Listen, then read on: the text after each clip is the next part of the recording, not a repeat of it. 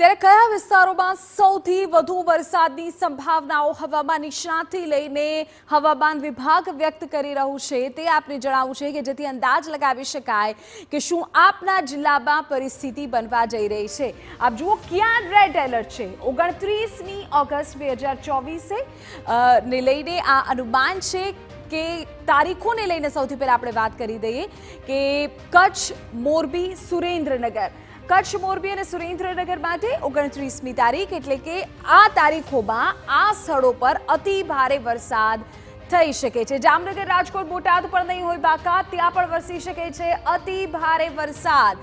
તો આ જગ્યાઓ પર રેડ એલર્ટ છે।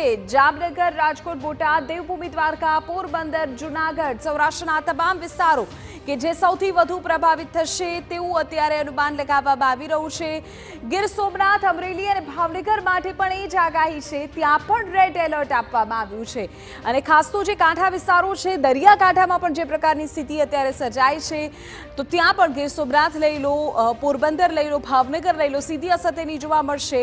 તો આ જિલ્લાઓ માટે રેડ એલર્ટ આપવામાં આવ્યું છે। ભાવનગર, ગીર સોમનાથ, અમરેલી,